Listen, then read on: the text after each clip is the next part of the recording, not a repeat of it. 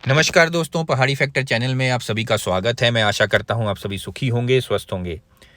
मेरी आज की ये वीडियो उन लोगों के लिए है जो प्राइवेट नौकरियों की तलाश में हैं और एक अच्छा सीवी लिखना चाह रहे हैं। उन्हें ये नहीं पता चल पा रहा है कि सीवी के अंदर क्या इन्फॉर्मेशन होनी चाहिए और इसी वजह से जो है वो अपना एक अच्छा सीवी नहीं लिख पा रहे हैं और सक्सेसफुल नहीं हो पा रहे हैं। तो आइए शुरू करते हैं। एक अच्छा सीवी, एक अच्छा रिज्यूमे आपकी एक ब्रीफ इंट्रोडक्शन होती है और वो ये बताती है कि आपके अंदर क्या नॉलेज है, आपके अंदर क्या स्किल्स है, आपके अंदर क्या एजुकेशन है, आपकी क्या लाइकिंग्स हैं, आपकी क्या एबिलिटीज़ हैं, आप किस तरीके से किसी एक ऑर्गेनाइजेशन के लिए एक संपत्ति के रूप में आप उभर कर आ सकते हैं। कोई भी कंपनी जो है वो आपको नौकरी सिर्फ इसलिए नहीं देती है कि आप एक पर्टिकुलर जॉब को कर पाएंगे। वो आपको इसलिए भी नौकरी देती है कि वो चाहती है कि उसने जिस इंसान को रिक्रूट किया है, जिस कैंडिडेट को उसने रिक्रूट किया है, वो कैंडिडेट जो है वो उस कंपनी के लिए बहुत फ़ायदेमंद हो। तो अगर आप उस कंपनी के लिए फ़ायदेमंद होंगे, जितना ज़्यादा आप फ़ायदेमंद होंगे किसी कंपनी के लिए, उतना ज़्यादा चांस है कि वो आपको रिक्रूट करेंगे। एक एक जो सीवी है, एक अच्छा जो सीवी है, वो आपका इंप्रेशन डालता है कंपनी के ऊपर, वो आपकी छाप छोड़ता है कंपनी के ऊपर। तो जैसे ही आप किसी जॉब के लिए अप्लाई करते हैं, जो सबसे पहली चीज़ आप करते हैं वो एक पेपर डॉक्यूमेंट भेजते हैं अपना, जिसे हम सीवी, रिज्यूमे या बायोडेटा कहते हैं, जिसके अंदर आप अपने बारे में कुछ इन्फॉर्मेशन लिखते हैं।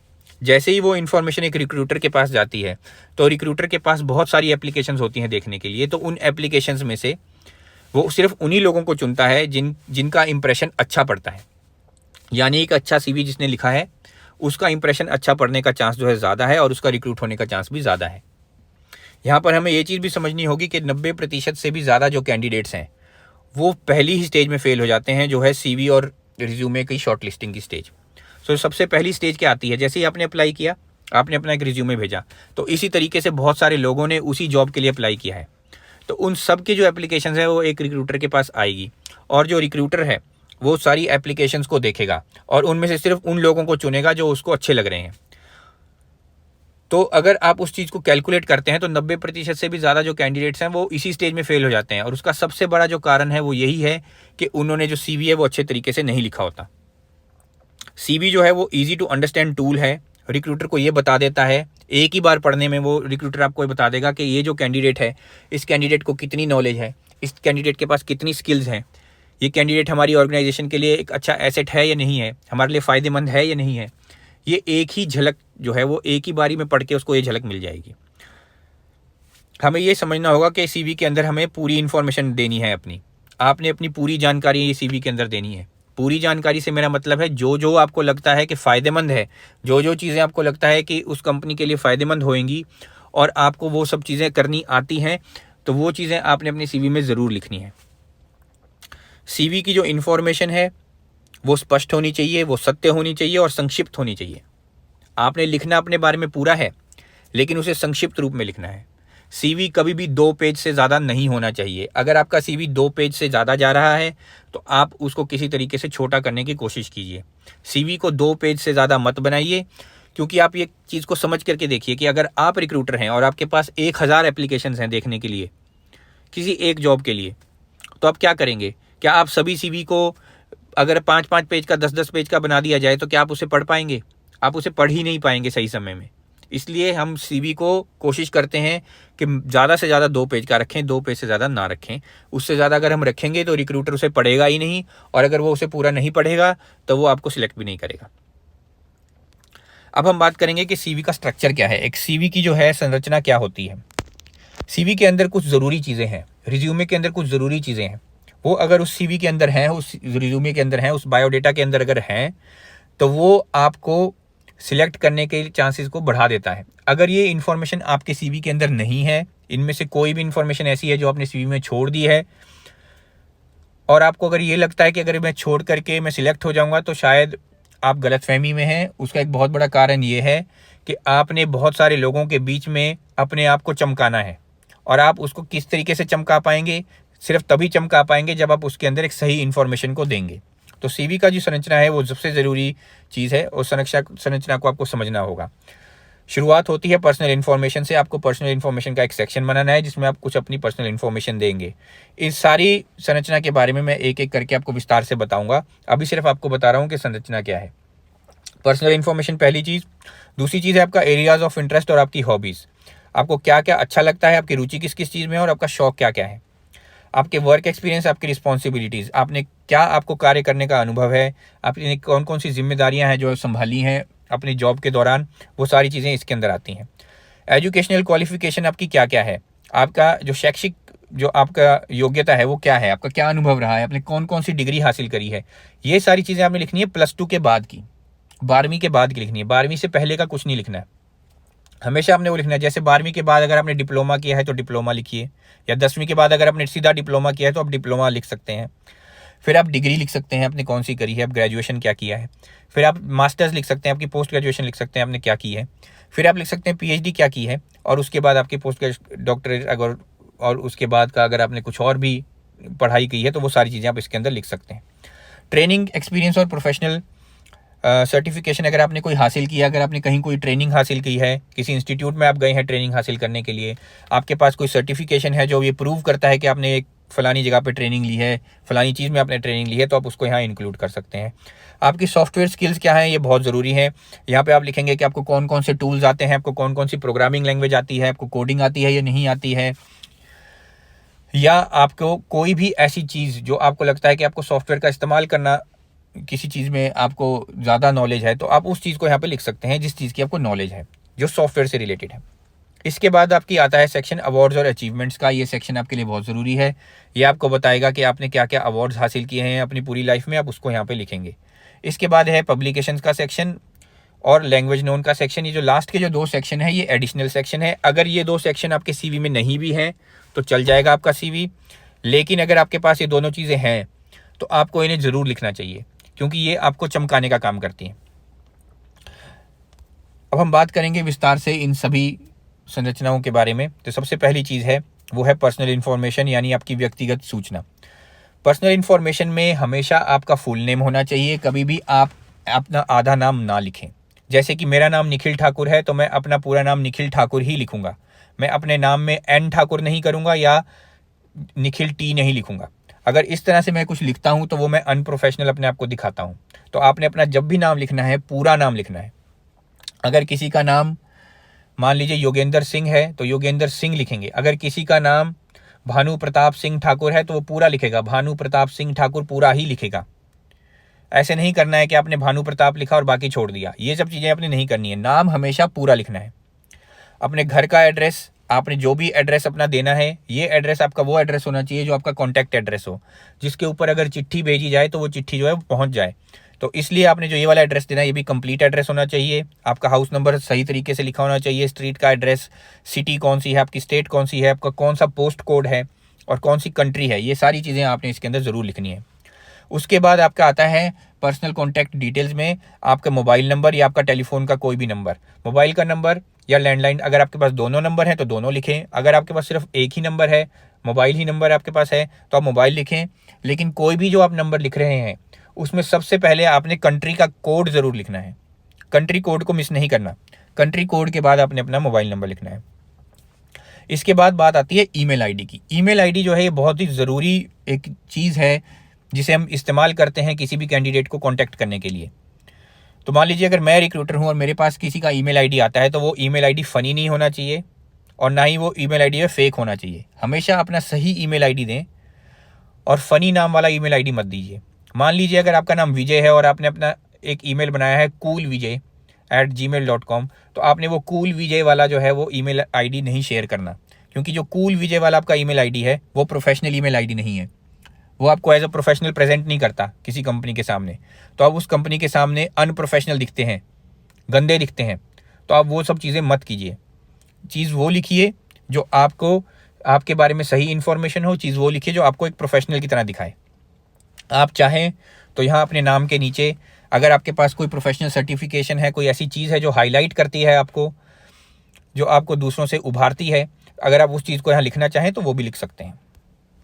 इसके बाद जो सेक्शन आता है वो है आपका एरियाज ऑफ इंटरेस्ट और आपकी हॉबीज़ का सेक्शन। ये है आपकी रुचि और आपके शौक। जहाँ पे मैं रुचि की बात कर रहा हूँ, ये रुचि सिर्फ और सिर्फ टेक्निकल रुचि होनी चाहिए। एरियाज ऑफ इंटरेस्ट आप जब लिखेंगे तो वो सिर्फ और सिर्फ टेक्निकल एरियाज ऑफ इंटरेस्ट होने चाहिए। याद रखिए, non technical areas of interest नहीं होते, नॉन टेक्निकल हमेशा हॉबीज़ होती हैं। यहाँ पर मैंने जो एग्जांपल दिया है वो सिर्फ आपको एरियाज ऑफ इंटरेस्ट का एग्जांपल दिखाया है। इसके नीचे आप एक और सेक्शन इसी तरीके से बनाएंगे जिसमें आप लिखेंगे हॉबीज़।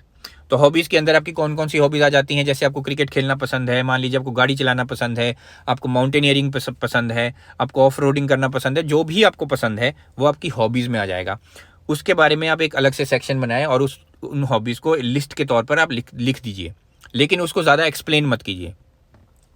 एरियाज़ ऑफ इंटरेस्ट जो मैं बात कर रहा हूँ वो है टेक्निकल एरियाज़। तो टेक्निकल एरियाज़ के बारे में आप थोड़ा ज़्यादा भी लिख सकते हैं, क्योंकि टेक्निकल एरियाज़ ऑफ इंटरेस्ट वो ये दिखाता है कि आपको कौन से एरिया में जा करके नौकरी करना पसंद है, किस फील्ड में आप जाना चाहते हैं, किस फील्ड में आपका ज़्यादा इंटरेस्ट है, वो सारी चीज़ें आप यहाँ लिख सकते हैं। जैसे कि हमने इस एग्जाम्पल में लिखा है research and development, knowledge based engineering, manufacturing technology, arrow engine technology. क्योंकि मैं इंजीनियरिंग बैकग्राउंड से हूँ इसलिए मैंने एग्जाम्पल इंजीनियरिंग का लिया है। अगर आप किसी भी बैकग्राउंड से हैं, जो आपकी जो टेक्निकल चीज़ होगी आप यहाँ पे वो लिखेंगे जिसमें आपको काम करने का शौक़ है। ये ज़रूरी नहीं है कि आपको इन एरियाज़ की 100% नॉलेज हो, कोई एक्सपेक्ट नहीं कर रहा, क्योंकि ये वो एरियाज़ हैं जिसमें आप काम करना चाहते हो, जो आपको पसंद है। लेकिन आपको इतना ज़रूर मालूम होना चाहिए कि आप यहाँ पे जो भी चीज़ लिख रहे हो, चाहे वो एरियाज़ ऑफ इंटरेस्ट में लिख रहे हो, चाहे वो आप हॉबीज़ में लिख रहे हो, आपको उसकी थोड़ी सी इन्फॉर्मेशन तो ज़रूर हो, कम से कम बेसिक नॉलेज आपको ज़रूरी हो, क्योंकि अगर आपसे कोई सवाल किया जाए तो आपको उसको जवाब देना ज़रूर आना चाहिए। अगली बात जो बहुत ज़रूरी चीज़ है वो है वर्क एक्सपीरियंस और रिस्पॉन्सिबिलिटीज़। ये उन लोगों के लिए है जिनके पास ऑलरेडी अनुभव है, जिन्होंने पहले नौकरियाँ करी हैं, जिनके पास एक्सपीरियंस है, जो प्रोफेशनल हैं, एक्सपीरियंस्ड हैं। आपने एक सूचीबद्ध तरीके से अपने सभी एक्सपीरियंसेस को लिखना है, यानी कि क्रोनोलॉजिकल ऑर्डर में लिखना है। ठीक है, जो आपका जो सबसे रीसेंट है वो आपने सबसे पहले लिखना है और उसके बाद वाले लिखने हैं। लेकिन ये लिखना कैसे है? लिखना ऐसे है कि जैसे मान लीजिए आपकी आज ग्रेजुएशन खत्म हुई, तो आपकी ग्रेजुएशन खत्म होने के बाद आपने क्या किया, आपने कौन सी नौकरी ज्वाइन की, वो सारी डिटेल्स आपने इसके अंदर लिखने शुरू कर देनी है। शुरू का आपका साल और शुरू का महीना जब आपने नौकरी ज्वाइन करी, उसके बाद जब आपने वो नौकरी छोड़ी तो उसका साल और उसका महीना आपने इसके अंदर लिखना है, यानी फ्रॉम डेट और टू डेट आपने उसके अंदर लिखनी है। उसके बाद आपने लिखनी है आपकी डेजिग्नेशन क्या थी, उस नौकरी को करते समय आप कौन सी पोजीशन पे थे, आप कौन से पद पे थे, आपकी कंपनी कौन सी थी, आपकी ऑर्गेनाइजेशन क्या थी, आप किस जगह के लिए काम करते थे, और वो कौन सी जगह पर वो लोकेटेड थी, उसकी लोकेशन क्या थी। जैसे कि मान लीजिए कि अगर आप किसी क्वेस्ट कंपनी में काम करते हैं तो उसकी लोकेशन अगर मोहाली है तो आप मोहाली लिखेंगे। ठीक है, ये चीज़ लिखना बहुत ज़रूरी है। उसके बाद आपने उसके नीचे उसकी रिस्पॉन्सिबिलिटीज़ भी लिखनी है। रिस्पॉन्सिबिलिटीज़ में आपने वो रिस्पॉन्सिबिलिटीज़ लिखनी है, वो जिम्मेदारियां लिखनी है जो आपने इस जॉब को करते समय ये जिम्मेदारियों को निभाया है। वही जिम्मेदारियां आपने इसके अंदर लिखनी है जो आपने एक्चुअली में किया है। जो आपको लगता है कि वो उस जॉब के लिए अच्छा है वो मत लिखिए, अब वो लिखिए जो आपने किया है, क्योंकि आपसे सवाल इसी के ऊपर किए जाएंगे। और आपको जज भी इसी के ऊपर किया जाएगा। अगर आपने किसी जॉब के लिए अप्लाई किया है और उस जॉब से रेलेवेंट आपने इसके अंदर चीज़ लिख दिया लेकिन आपने की नहीं है, आपने उसके ऊपर कोई काम नहीं किया है, तो आपके लिए बहुत मुश्किल हो जाएगा अपने आप को जस्टिफाई कर पाना। इसलिए वो चीज़ लिखिए जो आपने एक्चुअली में की है, लेकिन उस चीज़ को इस तरीके से लिखिए कि वो आपकी स्किल्स के रूप में शामिल हो, स्किल्स के रूप में बाहर निकले। अगर आपने सिर्फ पेपर को हैंडल किया है, मैंने देखा बहुत से लोगों को देखा है, बहुत से कैंडिडेट्स को देखा है, वो अपने सीवी में क्या करते हैं, यहाँ पर लिख देते हैं कि मैंने पेपर हैंडलिंग का काम किया है। पेपर हैंडलिंग का जो काम है वो पेपर हैंडलिंग का एक यूजुअल जॉब है, वो एक्सपेक्टेड है। जब आप किसी भी नौकरी को करेंगे तो उससे वो आपसे एक्सपेक्ट किया जाएगा कि आप पेपर को तो हैंडल करेंगे ही, कागज़ों को इधर से उधर तो रखेंगे ही, डॉक्यूमेंट्स को तो इधर से उधर आप रखेंगे ही। तो वो जो आप हैंडल कर रहे हैं, चाहे उसको सॉफ्ट कॉपी बना रहे हैं, चाहे उसका PDF बना के सेव कर रहे हैं, जो भी करते हैं आप, वो यूजुअल जॉब की प्रैक्टिस है, वो आपसे एक्सपेक्टेड है। और अगर आप उसको CV में डाल रहे हो तो वो कोई बहुत बड़ा पॉइंट नहीं है। आपने CV के अंदर वो पॉइंट्स लिखने हैं जो आपकी बहुत बढ़िया स्किल्स हो, जो ये दिखा सके कि आपने कितना बढ़िया काम किया है, कौन कौन सी बढ़िया अपने रिस्पॉन्सिबिलिटीज़ आपने ली हैं, कौन सी डिफ़िकल्ट आपने रिस्पॉन्सिबिलिटीज़ ली हैं और किस तरीके से आपने उन डिफ़िकल्ट रिस्पॉन्सिबिलिटीज़ को पूरा किया है। जैसे कि हमने इस एग्जाम्पल में लिखा है leading a team of manufacturing engineers, designing and deploying and maintaining industry 4.0 strategy, designing, managing and supporting business intelligence. इसका मतलब क्या है कि ये सारी चीज़ ना सिर्फ मुझे ये बता रही है कि मैंने ये रिस्पॉन्सिबिलिटीज़ की हैं, बल्कि इस कैंडिडेट के बारे में वो ये भी बताती हैं कि कैंडिडेट जो है मैन्युफैक्चरिंग इंजीनियर्स को हैंडल कर सकता है, वो टीम लीडरशिप की उसके अंदर स्किल भी है, उसको डिजिटाइजेशन का काम आता है, वो इंडस्ट्री 4.0 जानता है, वो मैनेज भी कर सकता है, वो डिज़ाइन भी कर सकता है, वो बना भी सकता है और वो उसको मैनेज भी कर सकता है, बिजनेस इंटेलिजेंस के फ्रेमवर्क को भी कर सकता है। तो इस तरीके से हम अगर सीवी के अंदर अपनी रिस्पॉन्सिबिलिटीज़ को सही तरीके से लिखें, अपने एक्सपीरियंसेस को सही तरीके से लिखें, जो हमें ये दिखा सके कि आपके अंदर कितनी एक्सपीरियंस है, आपके अंदर क्या क्या नॉलेज है, तो वो सीवी के अंदर ज़्यादा बेहतर होगी बनिस्बत कि आप वो चीज़ लिखें जो एक यूजुअल वर्क है। मैंने बहुत से लोगों को देखा है कि वो लिख देते हैं राइटिंग ईमेल्स जो है वो किसी तरीके का कोई एक्सपीरियंस नहीं है, क्योंकि राइटिंग ईमेल्स एक आम चीज़ है जो सारी दुनिया को आती है। तो वो चीज़ आप मत लिखिए जो आपको लगता है कि बाकी लोग भी लिखेंगे, वो चीज़ लिखिए जो आप बाकियों से हट करके कर सकते हैं। इसके बाद जो ज़रूरी चीज़ आती है वो है एजुकेशनल क्वालिफिकेशन। आपका जो शैक्षिक योग्यता है ये उसके बारे में है। इस सेक्शन के अंदर आप क्या करेंगे, ये फ्रेशर्स के लिए तो बहुत ही ज़्यादा ज़रूरी सेक्शन है।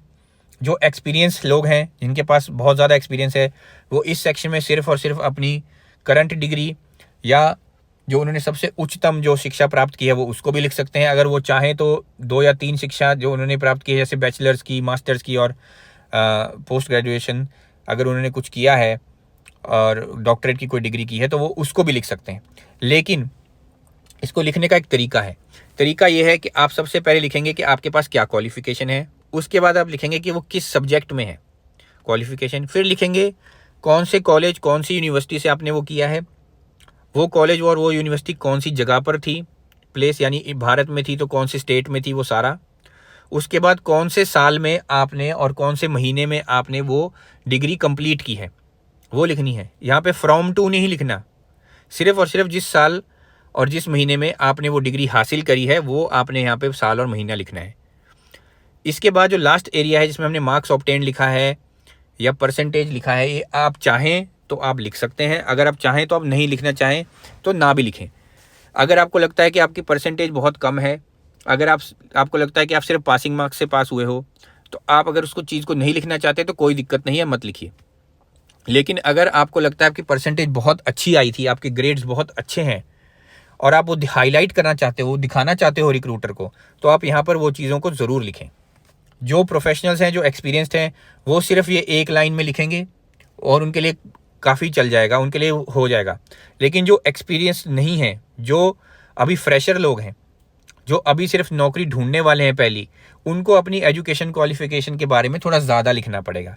ज़्यादा लिखने से मेरा मतलब क्या है कि पीएचडी अगर उन्होंने लिखा है, अगर मान लीजिए उन्होंने पीएचडी की है, फ्रेशर हैं, तो लिखें पीएचडी किस कौन से सब्जेक्ट में करी, कौन सा टॉपिक था, उसके अंदर उन्होंने क्या क्या काम किया और किस तरीके से पीएचडी को कंप्लीट किया, वो उसके अंदर लिख सकते हैं। पोस्ट ग्रेजुएशन में, मास्टर्स में उन्होंने क्या क्या सब्जेक्ट्स पढ़े, कौन कौन से सब्जेक्ट्स उनको अच्छे लगे, कौन कौन से उन्होंने मेजर प्रोजेक्ट्स किए, वो आप यहाँ लिख सकते हैं। इसी तरह से बैचलर लेवल पे आपने क्या क्या पढ़ा, कौन कौन से सब्जेक्ट आपको अच्छे लगते हैं, कौन से सब्जेक्ट्स में आपने क्या क्या प्रोजेक्ट्स किए, वो आप लिख सकते हैं। तो इसी तरीके से आप सारी चीज़ें इसको बढ़ा सकते हैं, इन चीज़ों को बढ़ा सकते हैं। ये आपके लिए बहुत ज़्यादा ज़रूरी है, क्योंकि फ्रेशर के लिए एक्सपीरियंस दिखाने के लिए नहीं होता, तो वो इसी चीज़ में, इसी सेक्शन में सबसे ज़्यादा अपने आप को हाईलाइट कर सकता है। और अगर इस सेक्शन को ढंग से लिखेगा तो वो सक्सेसफुल भी हो जाएगा। इसके बाद जो एक बहुत ज़रूरी सेक्शन है वो ट्रेनिंग का जो एक्सपीरियंस है और प्रोफेशनल सर्टिफिकेशन का। मेरी अभी तक की करियर में, मेरे अभी तक की नॉलेज में मैंने ये पाया है कि जब कैंडिडेट्स अप्लाई करते हैं तो वो इस सेक्शन को अवॉइड कर देते हैं, इस सेक्शन के बारे में ज़्यादा कुछ लिखते नहीं हैं। लेकिन हमें एज ए रिक्रूटर, जब हम किसी कैंडिडेट को रिक्रूट कर रहे हैं, हम किसी कैंडिडेट को नौकरी देने वाले हैं और जब हमारे पास सीवी आता है, तो मैं आपको इतना ज़रूर बता दूं कि 20% से भी ज़्यादा चांसेस हैं कि अगर आपने ये चीज़ लिखी है तो आप सक्सेसफुल होंगे। और वो क्यों है? वो इसलिए है कि जब ट्रेनिंग एक्सपीरियंस जो आपका होता है वो ये बताता है कि आपने कौन कौन सी जगह जा कर के कोई किसी चीज़ को सीखा, आपकी सीखने की क्षमता क्या है, आप कितना कुछ सीख सकते हैं, आपके अंदर सीखने की ज़ील कितनी ज़्यादा है, आप ज़्यादा से ज़्यादा नॉलेज को सीखना चाहते हैं, आप समझते हैं कि आपके गैप्स क्या हैं।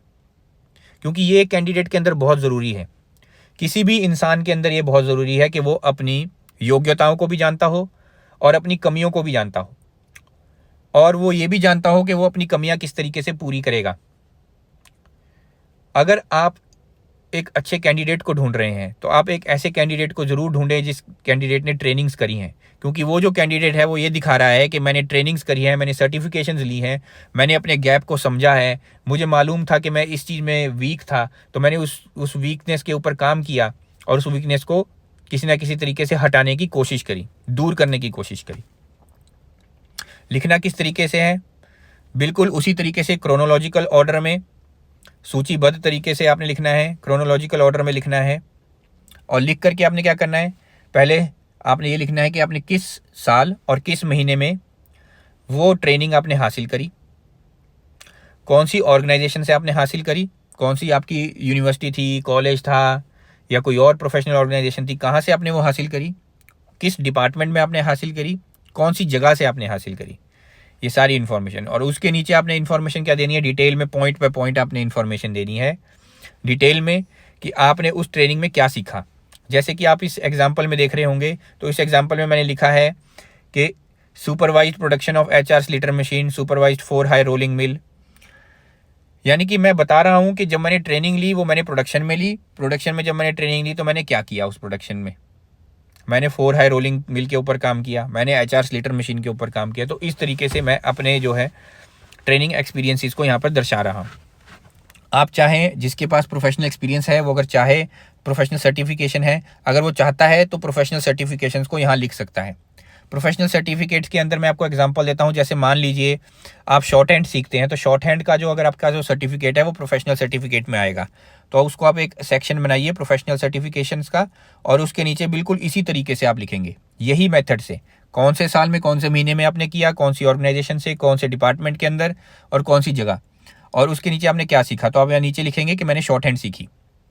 तो उसी तरीके से अगर आपने एक्सेल सीखी है, एडवांस्ड एक्सेल सीखी है, तो आप लिखेंगे एडवांस्ड एक्सेल सीखी। अगर आपने MS ऑफिस सीखा है तो आप लिखेंगे आपने MS ऑफिस सीखा है। आपने पावर पॉइंट सीखी है तो आप पावर पॉइंट लिखेंगे। अगर आपने पावर BI सीखी है तो पावर BI लिखेंगे।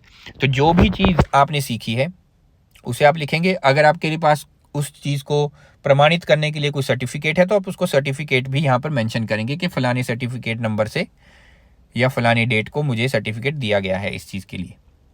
और ये अगर आप दिखाते हैं, ये चीज़ अगर आप लिखते हैं, तो जो रिक्रूटर होता है उसके ऊपर एक बहुत अच्छा इंप्रेशन पड़ता है।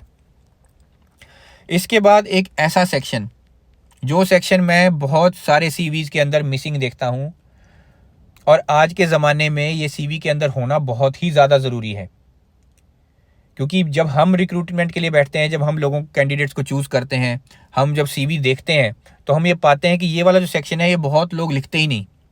और होता क्या है कि हम लोगों को उनको रिजेक्ट करना पड़ता है, क्योंकि बाकी कुछ लोगों ने लिखा होता है। तो जिन लोगों ने लिखा होता है उनको सिलेक्ट कर लिया जाता है, उनको अगले इंटरव्यू स्टेज के लिए बुला लिया जाता है, और वो इंटरव्यू में फिर काफ़ी अच्छा परफॉर्म भी करते हैं। लेकिन अगर आपने ये सेक्शन छोड़ दिया है तो आपके 50% चांस ऐसे हैं कि आप फेल हो जाएंगे। अगर आप चाहते हैं कि आपके सिलेक्शन का चांस 50% से बढ़ जाए तो आप इस सेक्शन को ज़रूर लिखिए। ये सेक्शन है सॉफ्टवेयर स्किल्स का, क्योंकि सॉफ्टवेयर आज के ज़माने में बहुत ही ज़रूरी चीज़ है। आप अपने आसपास मोबाइल देख रहे हो, अपने आसपास कंप्यूटर्स देख रहे हो, बिना कंप्यूटर और बिना मोबाइल के आजकल कोई दुनिया चल ही नहीं रही। तो अगर आपको लगता है कि आप इस स्किल को मिस कर जाओगे और आप सिलेक्ट हो जाओगे, तो ये आपकी बहुत बड़ी भूल है। मैं आपसे यही प्रार्थना करूंगा कि आप ये भूल ना करें, आप सॉफ्टवेयर स्किल्स को ज़रूर लिखें। सॉफ्टवेयर स्किल्स को लिखने के साथ आपने कौन से सॉफ्टवेयर स्किल्स लिखने हैं जो आपकी फील्ड के साथ अलाइन करते हों, जो आपके एक्सपीरियंस के साथ अलाइन करते हों, जो आपकी एजुकेशन के साथ अलाइन करते हों। यानी कि जो आपने पढ़ा है, जो आपने एक्सपीरियंस लिया है, या जो आप करना चाहते हैं, उन तीनों चीज़ों के साथ अगर कोई चीज़ अलाइन करती है, उसके साथ साथ चलती है पैरेलल, तो उस सॉफ्टवेयर स्किल्स को आप यहाँ लिखेंगे।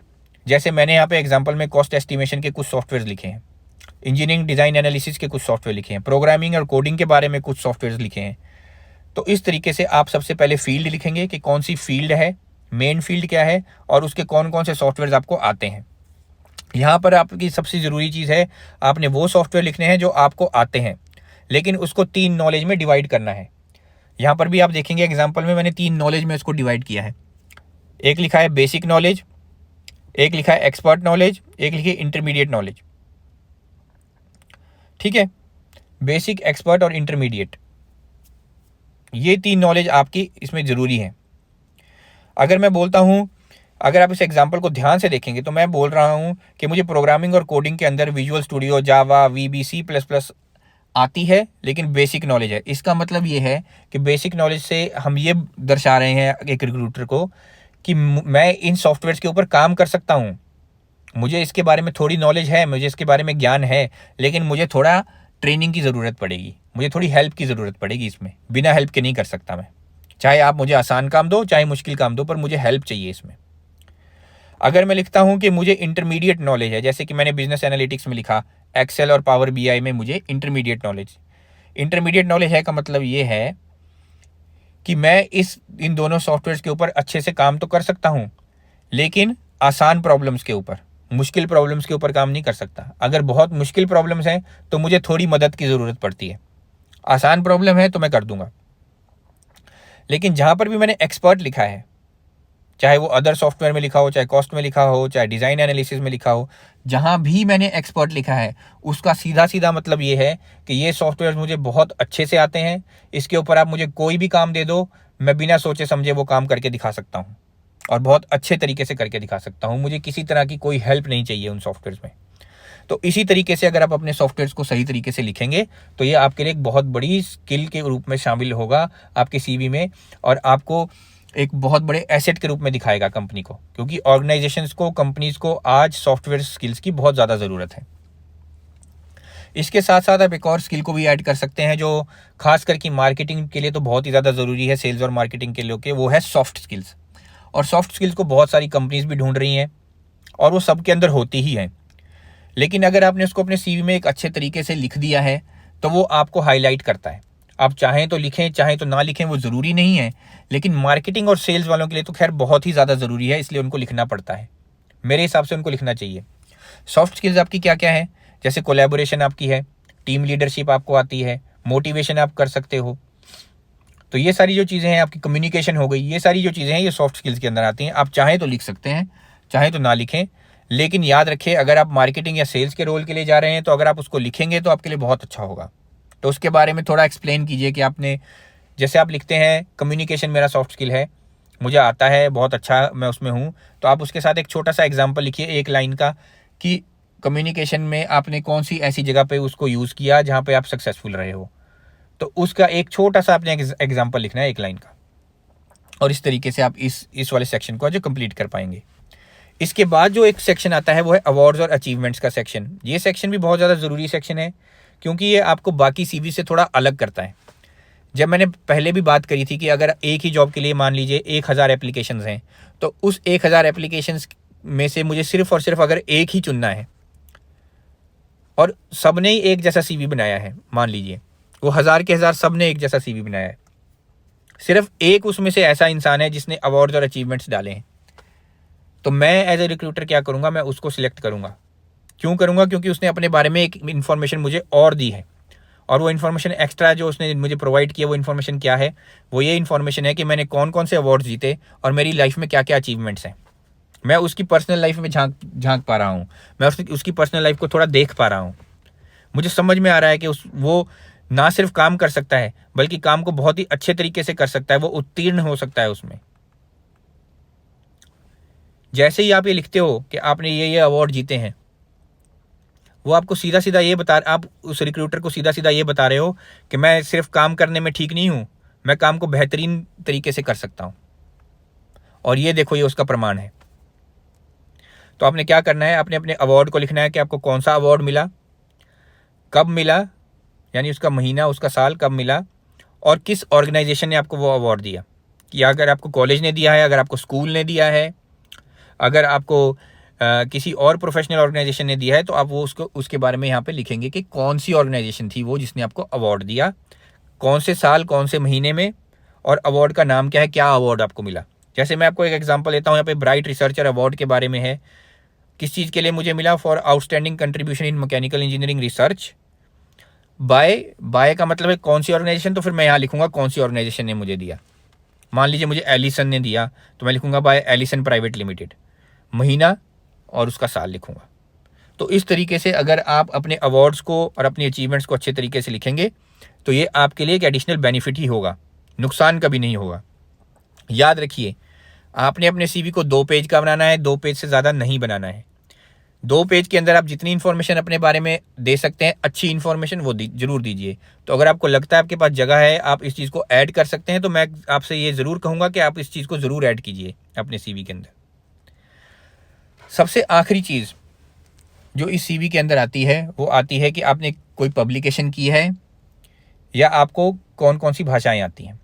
ये जो 2 सेक्शंस हैं, अगर आप ये अपने सीवी में ऐड नहीं करते हैं ये 2 सेक्शन, तो आप ये मत समझिए कि आप फेल हो जाएंगे, आप ये मत समझिए कि आपका सीवी रिजेक्ट हो जाएगा। ये एडिशनल बेनिफिट है, अगर आप सीवी के अंदर डालते हैं बहुत अच्छी बात है। अगर मैं पर्सनली अपना CV लिख रहा होता तो मैं इसको ज़रूर डालता, क्योंकि मैंने बहुत सारी पब्लिकेशंस की हैं। तो अगर मैं अपने बारे में ये बता पाऊंगा कि मेरी राइटिंग स्किल्स भी बहुत अच्छी हैं, मैं अच्छे से लिख सकता हूँ, मैं टेक्निकल चीज़ों को भी अच्छे से लिख सकता हूँ, तो वो मेरे लिए एक एडिशनल स्किल है जो मैं अपने रिक्रूटर को बता रहा हूँ। इसलिए मैं इसके बारे में ज़रूर लिखता। अगर आपके पास भी इस तरह की कोई भी चीज़ है, अगर आपने कोई पब्लिकेशन की है, कोई आपने कॉन्फ्रेंस अटेंड की है, किसी जगह आपने कोई न्यूज़पेपर में आर्टिकल छपवाया है, या किसी भी जगह आपने कोई मान लीजिए छोटा आर्टिकल भी लिखा है, और आप उसके बारे में अगर आप लिख सकते हैं, उसके बारे में कुछ बता सकते हैं एडिशनल, तो आप यहाँ पे ज़रूर बताइए। और लैंग्वेजेस नोन के बारे में, भाषाओं के बारे में मैं ये कहूँगा कि हिंदुस्तानी होने के नाते, भारतीय होने के नाते, मुझे लगता है कि हमारी ये बहुत बड़ी पॉजिटिव पॉइंट है हमारे अंदर कि हमें कम से कम 2 भाषाएं तो आती ही हैं। जब मैं 2 भाषाओं की बात कर रहा हूँ तो हिंदी और इंग्लिश, ये 2 भाषाएं तो प्रत्येक भारतीय को आती है। और उसके एडिशनल अगर आपको कोई रीजनल लैंग्वेज आती है, मान लीजिए पहाड़ी आती है, कांगड़ी आती है, हमने कुछ इस तरह की, अगर आप कोई रीजनल लैंग्वेज लिखना चाह रहे हैं तो वो भी आप लिख सकते हैं। अगर आप कोई और इंटरनेशनल लैंग्वेज जानते हैं, जैसे फ्रेंच जानते हैं या रशियन जानते हैं या आप जर्मन लैंग्वेज जानते हैं, अगर इस तरह की आप लैंग्वेजेस को जानते हैं और वो भी आप लिखना चाहते हैं इंटरनेशनल लैंग्वेज, तो वो भी लिख सकते हैं। हमेशा याद रखिए जब आप लैंग्वेजेस नोन का सेक्शन लिख रहे हैं तो उसमें ये ज़रूर लिखिए कि आपको कौन सी लैंग्वेज आती है और उसमें आपका स्किल का लेवल क्या है। जैसे हमने सॉफ्टवेयर के अंदर लिखा एक्सपर्ट, बेसिक और इंटरमीडिएट, उसी तरीके से हम भाषाएं जो हमें आती हैं हम उसके बारे में भी लिख सकते हैं। तो अगर आपको इंग्लिश में आप एक्सपर्ट हो तो लिखिए एक्सपर्ट, मतलब आपको इंग्लिश लिखनी भी आती है, पढ़नी भी आती है अच्छे तरीके से। हिंदी में आप एक्सपर्ट है तो आप लिखिए हिंदी एक्सपर्ट, आपको लिखनी भी आती है, पढ़नी भी आती है अच्छे तरीके से। मान लीजिए आपको पंजाबी आती है एडिशनल लैंग्वेज, तो आप लिखिए पंजाबी, पर आपको सिर्फ वो लिखनी आती है, आपको सिर्फ पढ़नी आती है, सॉरी लिखनी नहीं आती, तो आप क्या लिखेंगे? आप उसके लिए लिखेंगे कि मेरी इंटरमीडिएट नॉलेज है इसके बारे में, यानी कि मुझे लिखने या पढ़ने में से, दोनों में से किसी एक चीज़ में ही मैं माहिर हूँ, उस लैंग्वेज में दोनों चीज़ों में माहिर नहीं हूँ। और अगर मान लीजिए फ्रेंच आप लिख रहे हैं लैंग्वेज और आप फ्रेंच में बिल्कुल बेसिक नॉलेज ही रखते हैं, तो आप लिखिए बेसिक नॉलेज है मुझे फ्रेंच की, मुझे थोड़ा बहुत पता है कि फ्रेंच के थोड़े बहुत अक्षर जानता हूँ, थोड़ी बहुत चीज़ें मैं समझ लेता हूँ फ्रेंच की, पर अच्छे से ना लिख सकता हूँ ना अच्छे से बोल सकता हूँ। तो इस तरीके से आप अपनी भाषाओं का ज्ञान भी अपने CV के अंदर डाल सकते हैं। और अगर आप ये सब चीज़ें अपने CV के अंदर डालते हैं, ये सारी की सारी चीज़ें जितनी मैंने बताई अपने CV के अंदर अगर आप डालते हैं, तो आपका CV एक बहुत अच्छे CV के रूप में बाहर आता है। CV 2 तरीके के हैं, 2 लोगों के लिए हैं, और इसीलिए 2 तरीके के भी हैं। एक उनके लिए जो प्रोफेशनल्स हैं, जिनके पास एक्सपीरियंस है जॉब का पहले से, और एक वो जो फ्रेशर हैं। जो प्रोफेशनल्स हैं जिनके पास पहले से बहुत सारा एक्सपीरियंस है, उनके लिए जो 3 सेक्शन हैं, वो सबसे ज़रूरी सेक्शन CV के वो कौन से हैं? वो है जहाँ पर वो अपना एक्सपीरियंस दिखा पाएँ, यानी कि जॉब रिस्पॉन्सिबिलिटीज़ का, जॉब का, जहाँ पर वो अपनी जॉब की स्किल्स दिखा पाएँ। अब इस स्किल्स के अंदर चाहे उनके वो सॉफ्टवेयर चलाना आता है, चाहे इंटरपर्सनल स्किल्स है, चाहे उनके अंदर सॉफ्ट स्किल्स है, जो भी स्किल्स हैं जो उन्होंने नौकरी के दौरान हासिल करी हैं, अगर वो उसको ज़्यादा दर्शाएंगे तो वो ज़्यादा सक्सेसफुल होंगे। उसी तरीके से सॉफ्टवेयर का यूज़ जो उन्होंने अपनी नौकरी के दौरान किया है, या कोई प्रोफेशनल सर्टिफिकेशन उन्होंने लिया है उस सॉफ्टवेयर का, किसी इंस्टीट्यूट से सॉफ्टवेयर सीखा है, तो अगर वो चीज़ें वो इसमें डालेंगे प्रोफेशनल्स जो जिनके पास एक्सपीरियंस है, तो उनके लिए बहुत अच्छा रहेगा। लेकिन प्रोफेशनल जिनके पास एक्सपीरियंस है, उनको ज़्यादातर जो भी चीज़ वो लिख रहे हैं वो अपनी जॉब से कंसंट्रेट करनी पड़ेगी, जहाँ पर उन्होंने पहले नौकरी करी है उसका एक एग्जाम्पल ज़रूर देना होगा हर चीज़ को साबित करने के लिए।